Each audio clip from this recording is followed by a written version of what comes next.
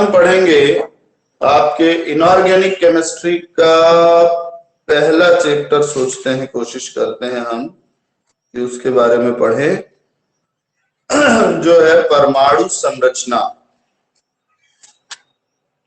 ये आपने 11वीं में भी पढ़ा है, 12वीं में भी पढ़ा है, तो थोड़ा इंट्रोडक्शन होना चाहिए परमाणु संरचना।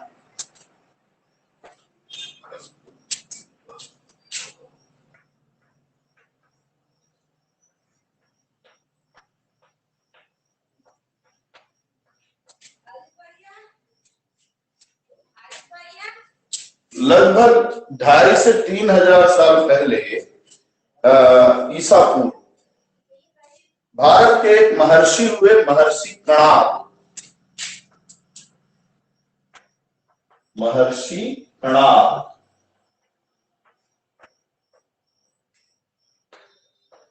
इन्होंने ये बताया कि हर एक चीज छोटे छोटे कणों से मिलकर बनी है। पर उस समय की बात रह गई, आज से लगभग 350 से 400 साल पहले जॉन डाल्टन नाम के वैज्ञानिक ने इसी बात को अलग तरीके से कहा। जॉन डाल्टन ने बताया कि प्रत्येक पदार्थ अत्यंत सूक्ष्म अविभाज्य कणों से मिलकर बना है। ठीक है, अत्यंत सूक्ष्म अविभाज्य कणों से मिलकर बना है। इस अत्यंत सूक्ष्म अविभाज्य कण को हम परमाणु नाम देते हैं। तो उन्होंने परमाणु शब्द दिया। परमाणु शब्द का मतलब होता है उनके हिसाब से अत्यंत सूक्ष्म अविभाज्य कण। तो अब इसकी थ्योरी, डाल्टन की थ्योरी को डाल्टन का परमाणुवाद कहते हैं। डाल्टन के परमाणुवाद के कुछ बिंदु आपको ध्यान रखने चाहिए। मैं कुछ बिंदु बोल रहा हूं, ध्यान से सुनेंगे। पहला, उन्होंने कहा कि प्रत्येक पदार्थ बहुत छोटे छोटे अविभाज्य कणों से बना होता है। इन कणों को हम कहते हैं परमाणु। पहला पॉइंट। दूसरा पॉइंट, एक ही तत्व के सभी परमाणु आकार, द्रव्यमान और गुणों में एक जैसे होते हैं। तो एक तत्व के सभी परमाणु एक जैसे होते हैं। तीसरा पॉइंट, भिन्न भिन्न तत्वों के परमाणु आकार, द्रव्यमान और गुणों में एक दूसरे से भिन्न होते हैं। बिल्कुल ठीक। अगला पॉइंट इन्होंने कहा कि जब दो अलग अलग तत्वों के परमाणु आपस में रासायनिक रूप से जुड़ते हैं, आपस में एक निश्चित अनुपात में जुड़ते हैं, तो ये यौगिक का परमाणु बनाते हैं, जिसको अणु कहते हैं। तो ये जिस कण को बनाते हैं वो क्या कहलाएगा? अणु कहलाएगा। किसी यौगिक के अणु का गुण उसको बनाने वाले तत्वों के परमाणुओं से बिल्कुल अलग हो सकता है। ये कुछ सामान्य बात थी किसके बारे में? परमाणु के बारे में। बाद में रदरफोर्ड, जे थॉमसन, इन लोगों ने अपने खोज में बताया कि परमाणु अविभाज्य नहीं है। यानी परमाणु ऐसा नहीं है कि उसको हम और छोटे टुकड़ों में नहीं बांट सकते। इन्होंने बताया कि परमाणु से भी छोटे कण हैं। और कौन कौन से कण? तो बाद में खोज हुई किसकी? इलेक्ट्रॉन, प्रोटॉन और न्यूट्रॉन।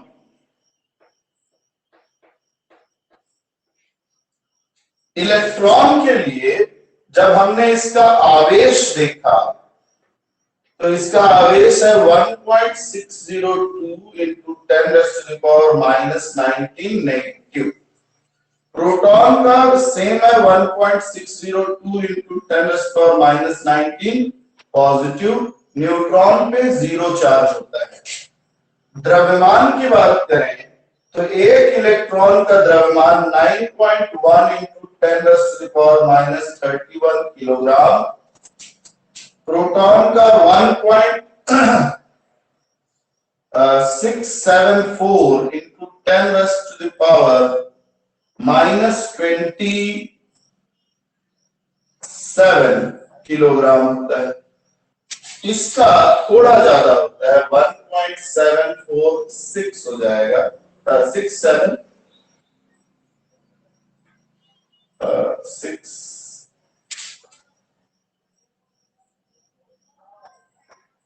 4 2 कुछ है और ये 6 4 7 कुछ है, जरा सा फर्क है और कुछ नहीं। लास्ट डिजिट चेक कर लेंगे। ये हो गया हमारे कणों के बारे में थोड़ी थोड़ी जानकारी। अब आगे प्रॉब्लम आई, भाई ठीक है, परमाणु में मूल रूप से ये 3 कण पाए जाते हैं, जिसमें आवेशित कण है इलेक्ट्रॉन ऋणावेशित, प्रोटॉन धनावेशित।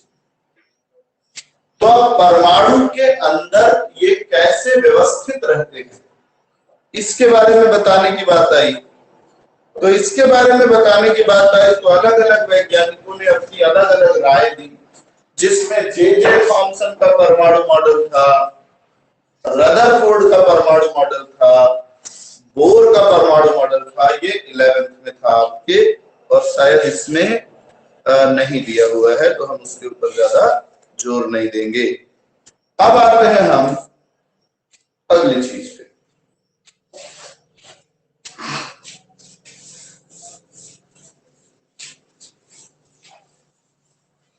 थोड़ा सा समझते हैं प्रकाश की द्वैत प्रकृति।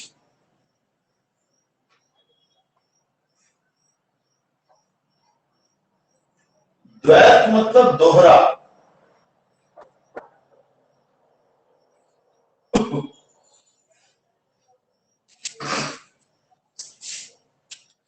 देखिए, फिजिक्स जब आप पढ़ते थे 11वीं में, तो क्या होता था, इस तरह के प्रश्न आते थे कि एक क्रिकेट की बॉल को एक ने इतने वेग से फेंका, उसका द्रव्यमान इतना है, उसका संवेग कितना होगा, ये सारी चीजें।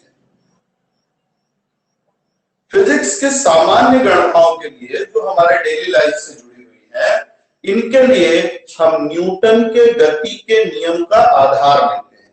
यानी मूल आधार जो है वो न्यूटन का गति का नियम है, और न्यूटन के गति के नियम के आधार पे अनेक और भी नियम दिए गए बाद में, जो इसको समर्थन करते हैं, अलग अलग चीजों के लिए हैं। इन सब के समूह को कहा गया चिरसम्मत यांत्रिकी। इस यांत्रिकी की खास बात है, इस पूरे सिस्टम या इस नियमों के समूह की खास बात है कि ये कहता है कि प्रकृति में 2 अलग अलग तरह के गुणों वाली चीजें होती हैं। 2 तरह की चीजें, एक कण या पदार्थ का गुण, यानी जिनमें द्रव्यमान होता है, जिनमें संवेग होता है, ये कण में आएंगे, पदार्थ है। दूसरा, जिनमें ऊर्जा होती है लेकिन द्रव्यमान और संवेग नहीं होता है, उनको कहा गया तरंग या वेग। ठीक है ना। तो प्रकाश क्या है? प्रकाश तरंग है कि कण है? कुछ ने कहा कण है, कुछ ने कहा तरंग है। तो कण वालों ने अपने सपोर्ट में गुण बताया कि भाई कण इसलिए है क्योंकि प्रकाश का परावर्तन होता है। परावर्तन मतलब प्रकाश एक चमकीली सतह पे जाके टकराती है और वापस आ जाती है। ऐसे ही अगर एक गेंद को मारो तो दीवार से टकरा के वापस आ जाता है, दोनों गुण से है, मतलब कण है। फिर प्रकाश विद्युत प्रभाव के बारे में बताया गया कि भाई प्रकाश इलेक्ट्रॉन को निकाल देता है। इलेक्ट्रॉन द्रव्यमान वाला कण है, उसको अपनी जगह से हिलाने के लिए संवेग की आवश्यकता होगी। ठीक है। तरंग वालों ने कहा प्रकाश में व्यतिकरण का गुण पाया जाता है, प्रकाश में विवर्तन का गुण पाया जाता है, ये तरंग का गुण है। तो कुछ ने कहा तरंग है, कुछ ने कहा कण है। आइंस्टाइन पहले व्यक्ति थे जिन्होंने ये कहा कि प्रकाश मूल रूप से तरंग है, लेकिन इसमें कण के भी गुण पाए जाते हैं। मतलब ये पहली बार ऐसा हुआ कि हमारे पुराने नियम गलत हो गए। नए नियम जो आइंस्टाइन कह रहे हैं, उनके हिसाब से तरंग में कण के गुण पाए जा रहे हैं, यानी मिली जुली बात हो गई। तरंग तो है ही, कण के भी गुण है, तो दोहरा चरित्र है तरंग का भी और कण का भी। तो ये प्रकाश की द्वैत प्रकृति। इस प्रकाश की द्वैत प्रकृति की खोज के बाद डी ब्रॉगली नाम के वैज्ञानिक ने अपना सिद्धांत दिया। डी ब्रॉगली सिद्धांत कहलाता है। डी ब्रॉगली ने दिया कण की द्वैत प्रकृति के लिए।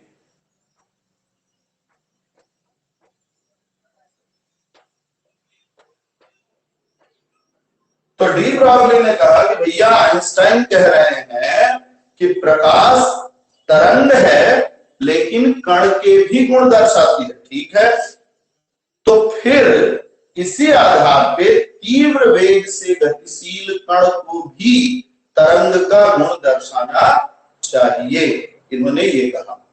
तो इन्होंने समानता के आधार पे कण के द्वैत प्रकृति की व्याख्या की और इन्होंने कहा कि कैसे दर्शाना चाहिए कि हर एक गतिशील कण के साथ एक तरंग जुड़ी होती है जिसका तरंग दैर्घ्य लैम्डा उसके संवेग से इस सूत्र द्वारा संबंधित होता है, lambda is equal to h upon mv, जहां h प्लैंक नियतांक है, m द्रव्यमान है, v वेग है।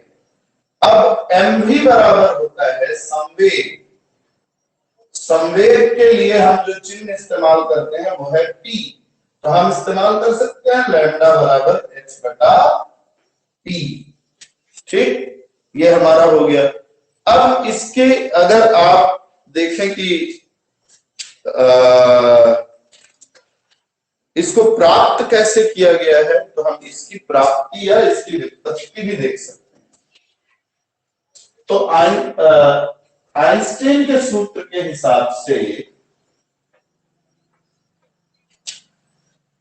ऊर्जा, कण की ऊर्जा E is equal to mc square, समीकरण 1।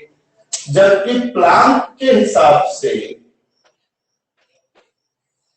प्लांक के अनुसार किसी फोटॉन, फोटॉन मतलब प्रकाश की तरंग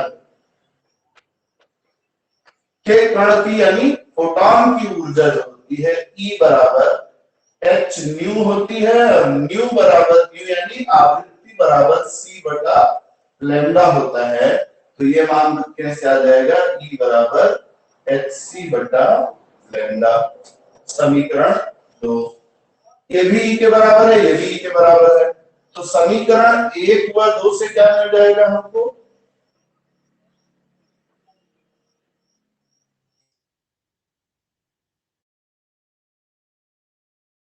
स्क्वायर बराबर हो जाएगा hc बटा लैम्डा, ठीक है।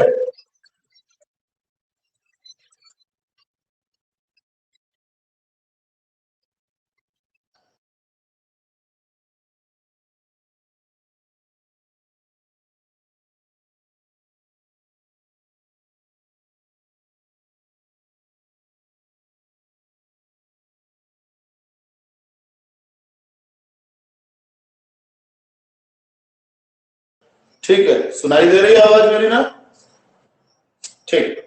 तो mc square hc upon lambda c is equal to आएगा h अपॉन mc। एक मिनट, एक फोन आ रहा है, अटेंड कर लेता हूं मैं, फिर आपसे बात